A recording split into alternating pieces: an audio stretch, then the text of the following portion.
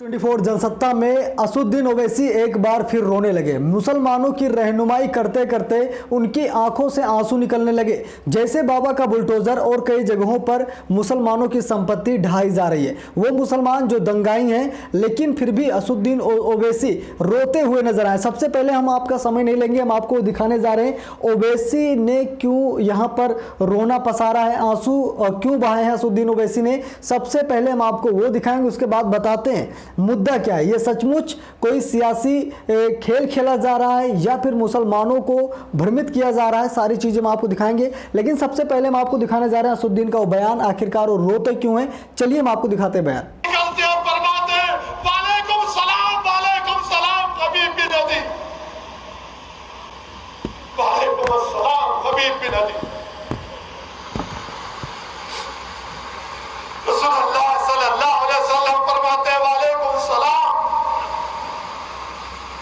फरमाते हैं कि जिब्राइल अमीन ने मुझे आकर हजरत कबीब बिन अदी से जुल्म हो रहा है, मुझे उसका सलाम पहुंचाया।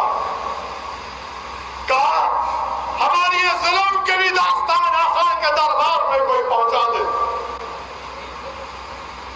या रहमतुल्लाह आलमीन, जिस सरजमीन से आपको मीठी हवा आती है, वहां की आप पे उम्मत पर जुल्म हो रहा है। या रसूल अल्लाह, या रसूल अल्लाह, जुल्म हो रहा है आपकी उम्मत पर। आका, हमको जुल्म के जरिए मिटाने की कोशिश की जा रही है, मगर या रसूल अल्लाह सल्लल्लाहु अलैहि वसल्लम, हम आपके उम्मती हैं, हम कबीब बिन अदी के गुलामों के गुलाम हैं। हम सबर करेंगे, मैदान नहीं छोड़ेंगे, कमर कसेंगे, अल्लाह से डर कर सिर्फ इन लोगों से मुकाबला करें। मेरे अजीज दोस्तों और बुजुर्गों, कबीब बिन अदी को जब फांसी दे दी गई तो कबीब बिन अदी ने अपने चेहरे को किबले की तरफ कर लिया। अपने चेहरे को तो मुश्रिकीन मक्का ने कहा, पलटाओ इसके चेहरे को, पलटाओ इसके चेहरे को किबले से। जान बाकी थी, ईमान देखो आप।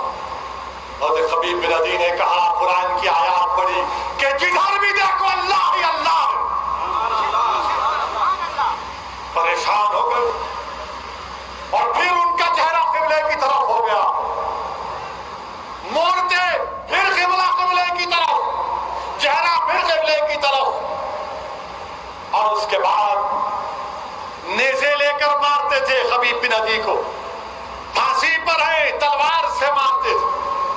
और उसके बाद कबीब बिन अदी ने उनको बददुआ दी और कहा, या अल्लाह, इनको तबाह बर्बाद कर दे, इनको निस्तो नाबूद कर दे। ये मुझे सजा इसलिए दे रहे हैं कि मैंने तेरे दीन का मानने वाला हूं, मैंने तेरी वहदानियत का इकरार किया, मैंने तेरे रसूल के पैगाम को आम किया। या अल्लाह, इनको बर्बाद कर दे। तो जो मुश्रिकीन वहां पर थे जमीन के बल लेट गए, कान में उंगलियां रख लिए।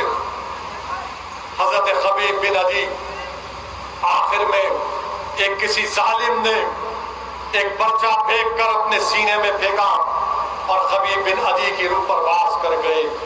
अल्लाह के रसूल सल्लल्लाहु अलैहि वसल्लम ने सहाबा से कहा, यहां पर है कोई जो कबीब बिन अदी की लाश को लाए,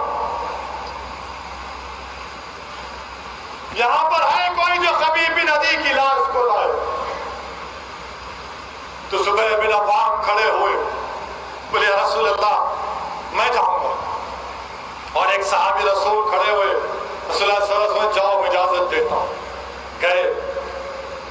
40 दिन हो गए थे, 40 दिन हो गए थे फांसी और ये तमाम जुल्म करके। जब मक्तलगाह को गए तो ऐसा लग रहा था कि कबीब बिन अदी अभी इंतकाल हुआ, अभी शहीद हुआ, खून बह रहा, अभी खून बह रहा।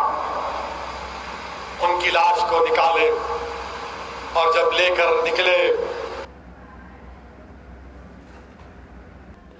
तो जैसा कि अभी आपने असुद्दीन ओवैसी को देखा, असुद्दीन ओवैसी रो रहे थे। इसके पीछे की वजह क्या है, इसको राजनीति से जोड़ें या फिर सचमुच मुसलमानों के साथ ऐसा हो रहा है। आज हमारे पास कई तरीके के सबूत हैं जो हम आपको दिखाने जा रहे हैं। असदुद्दीन ओवैसी ने यहाँ पर क्यों रोए हैं बता दूं। दंगों पर मस्जिद में खूब चीखे असदुद्दीन ओवैसी, फिर अचानक क्यों रो पड़े बता दूं आपको। AIM प्रमुख असदुद्दीन ओवैसी शुक्रवार को अलविदा की नमाज के बाद भावुक हो गए थे।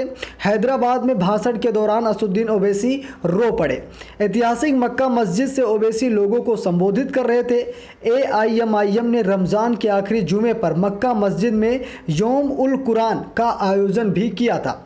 शुरुआती तकरीर के बाद हिंसा की घटनाओं का जिक्र करते हुए ओवैसी काफ़ी भावुक हो गए। उन्होंने कहा कि उन लोगों को फ़ोन आते हैं और बताते हैं कि उनको डर लगता है। उन्होंने कहा कि वे समझाते हैं कि डरने की ज़रूरत नहीं है। मक्का मस्जिद में लोगों को संबोधित करते हुए ओवैसी ने कहा कि खरगोन में 22 घरों को उजाड़ दिया गया है, मुसलमानों के घरों को तोड़ा जा रहा है। सिंधुआ में 13 घरों को तोड़ डाला गया है जो कि मुसलमानों के घर थे।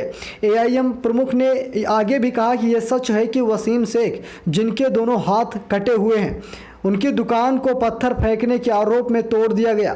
ओवैसी ने जहांगीरपुरी हिंसा को लेकर के जिक्र किया कि उन्होंने कहा कि जहांगीरपुरी में मस्जिद के सामने अवैध दीवार को तोड़ दिया गया, दुकान को तोड़ दिया गया, हमारे हिंदू भाइयों के भी दुकानों को तोड़ दिया, लेकिन अपनी हिम्मत को पस्त मात होने दो। हैदराबाद से सांसद ने मध्य प्रदेश के खरगोन में रामनवमी जुलूस के दौरान भड़की हिंसा का भी जिक्र किया है। हम आपको सारी वो स्क्रिप्ट सुना रहे हैं जो खुद ओवैसी ने यहां पर बोली, क्योंकि पूरी वीडियो तो हम आपको सुना नहीं सकते, इसीलिए ये हम आपको दिखा रहे हैं कि ओवैसी ने क्या कहा। ओवैसी ने यह भी कहा है कि मुसलमानों के घरों पर बुलडोजर चलाए जा रहे हैं, उन्हें दबाया जा रहा है, उनकी दुकानें तोड़ी जा रही हैं, उन लोगों पर तलवारें चलाई जा रही हैं। उनसे मैं कहना चाहता हूं कि सब्र से और हिम्मत से काम करो। ओवैसी ने आगे कहा कि जालिमों सुनो, मुझे मौत का खौफ नहीं, हम तुम्हारे जुल्म से डरने वाले नहीं हैं, हम ना तुम्हारी ताकत से डरेंगे और ना ही तुम्हारी हुकूमत से डरेंगे, हमें अगर मुकाबला करना है तो सब्र से मुकाबला करेंगे। ये कहते हुए ओवैसी रो पड़ते हैं, जैसा कि अभी आपने वीडियो में देखा है।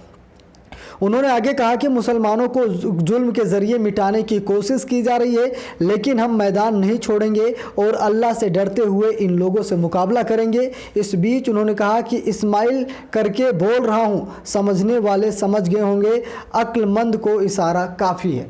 तो ये पूरा कार्यक्रम था जो हमने आपको दिखाया कि ओवैसी ने किस तरीके की बातें कही हैं, किस तरीके से ओवैसी ने कहा है कि मुसलमानों को टारगेट किया जा रहा है, मुसलमानों के घर तोड़े जा रहे हैं। और ये जो रोने धोने का कार्यक्रम है, ये कार्यक्रम है रोने धोने का, क्योंकि यहाँ मुसलमान भी खुश हैं।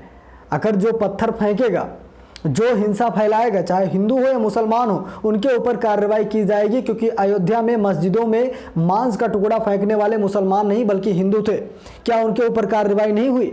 क्या उनको जेल में नहीं डाला गया? तो यानी कि सबके ऊपर कार्रवाई हो रही है, सबको जेल में डाला जा रहा है जो गलत काम कर रहा है। यहाँ पर हिंदू और मुसलमान के नाम पर रोने की ज़रूरत नहीं है। TRP मिल गई, स्वाभाविक है कि इनका मुसलमानों की तरफ प्यार हो गया, लेकिन कहीं ना कहीं ये आगे चलकर नुकसान देने वाली बात है। बाकी आपकी क्या राय कमेंट बॉक्स में लिखिए। वीडियो को लाइक शेयर, चैनल पर नए हो सब्सक्राइब कीजिए। मिलते हैं नेक्स्ट वीडियो में, तब तक के लिए बहुत बहुत धन्यवाद।